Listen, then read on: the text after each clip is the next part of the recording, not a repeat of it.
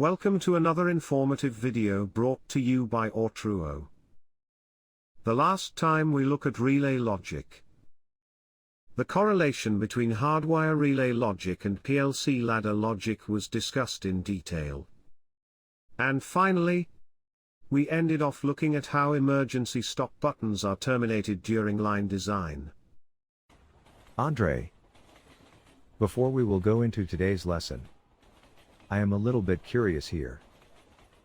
It is still on the e-stop terminations.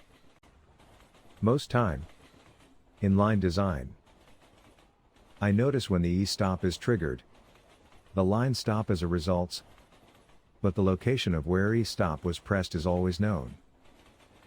So how is it done? Perfect.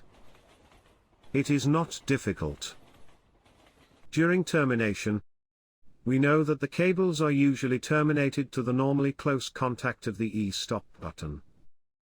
Again this time, another cable will be terminated to the normally open contact of the same e-stop. Now when the button is triggered, the series connections will be open and the line will stop as a result. However, the same action tends to activate the normally open contacts, and the location of the activated e-stop will be known because during program writing, all the normally open contact of the e-stop are tagged per location. Okay, perfect.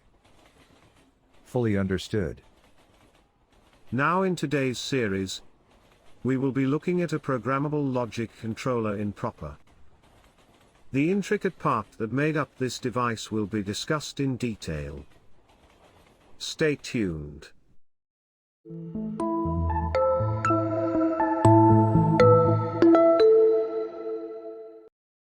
The structure of a PLC is almost similar to the computer architecture we have today in our homes.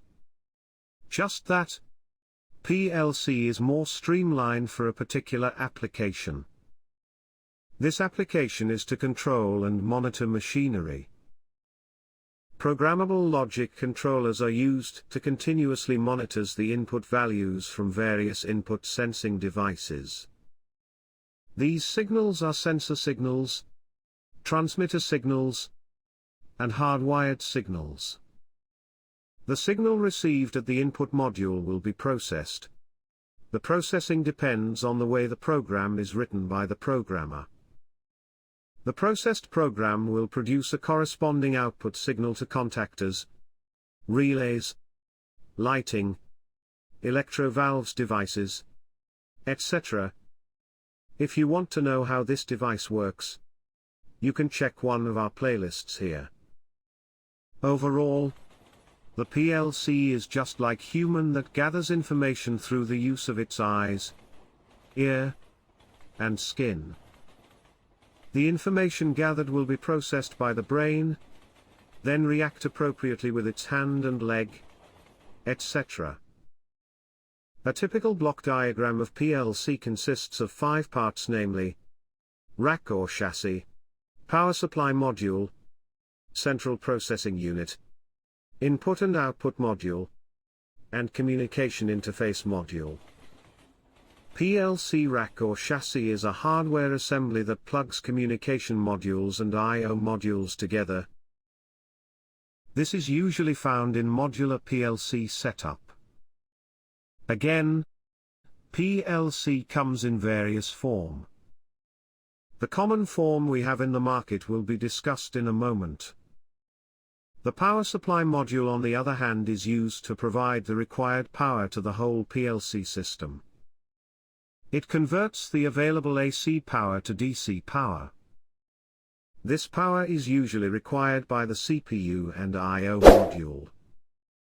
PLC generally works on a 24 volts DC supply. The central processing unit, which is also known as the CPU module. This unit houses the central processor, ROM and RAM memory.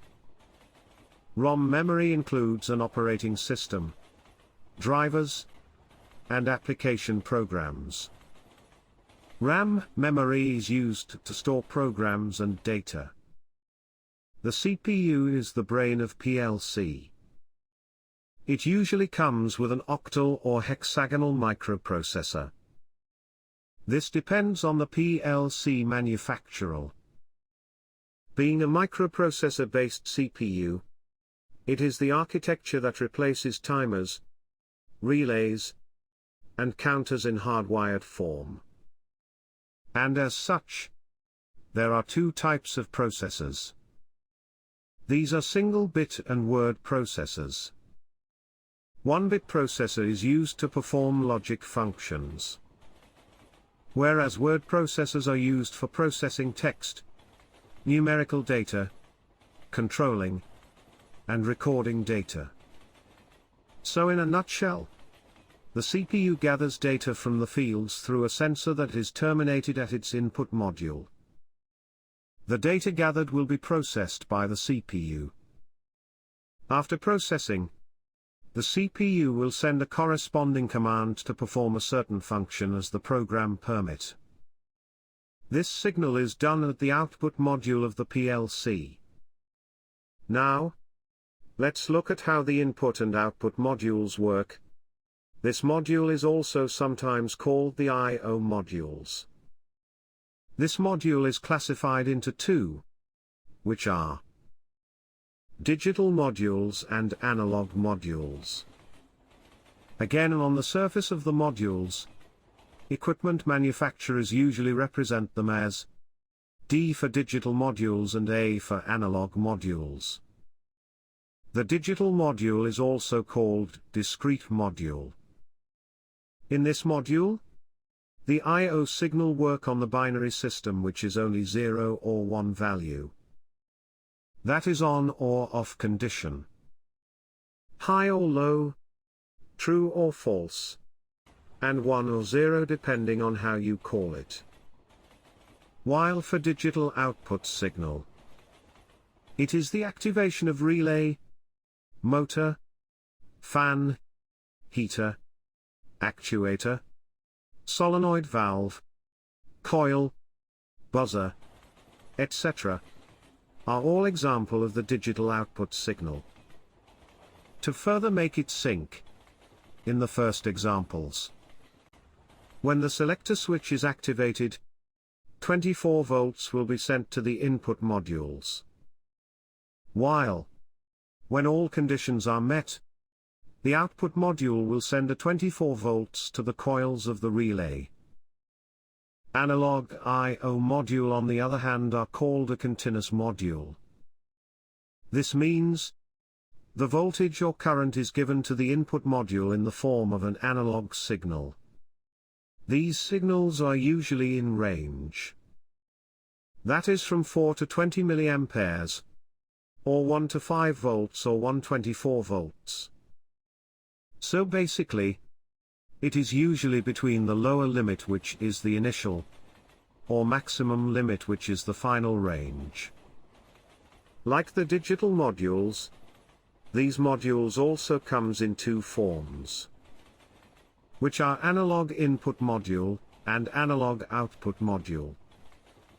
To make it sync further, analog input modules are usually terminated to temperature transmitter, pressure transmitter, level transmitter, flow detection switch, and any devices that send varying voltage and current as conditions changes.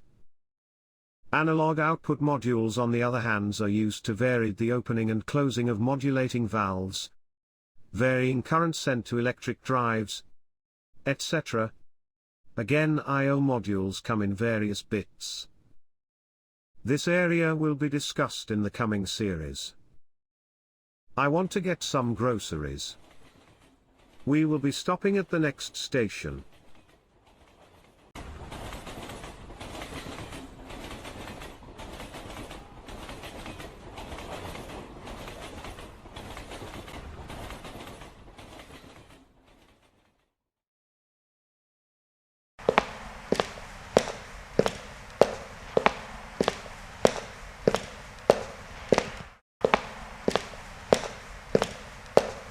How much is your fruit, madam? We have the one of 5 box, 10 box and 15 box respectively. So if I may ask, Which one do you want? Alright, perfect. Give us the one of 15 bucks. Communication interface module on the other hand is used to transfer information between the CPU, communication networks, I/O modules, and drives. With the different communication protocols we have in the market today, data can easily be transferred between the PLC and a device at distance. Overall, programmable logic controller comes in two forms, which are compact PLC and modular PLC. In compact PLC, the I/O and the communication modules are all embedded within a single case. This PLC comes with a fixed number of I/O modules and external I/O cards. So, the I/O modules and communication ports are not expandable. Instead, it is fixed and it is decided by the manufacturer. Modular PLC on the other hand is the type of PLC that permits multiple expansion through modules, hence, most likely why it is referred to as modular PLC. The I/O components can be increased. And thus, it is easier to use because each component is independent of each other. Finally, PLC programming language consists of a set of instructions which are either in textual or graphical form. This represents the logic that governs the processes that the PLC is controlling. PLC programming languages can further be classified into two, which are text-based language and graphical. And the two forms are also further divided into many sub-classified types. For text-based language, they are instruction list, structured text, while graphical-based language are ladder diagrams, function block diagram, sequential function char. Now let's do a quick recap. We started off looking at PLC as a whole. From there we look at all the intricate parts that made up this device. Finally, we ended off looking at the programming language we have in industries. In the coming series, we will be looking at I/O modules. The various type we have in the market will be discussed in detail. Hope you have learned something today. See you in the next one.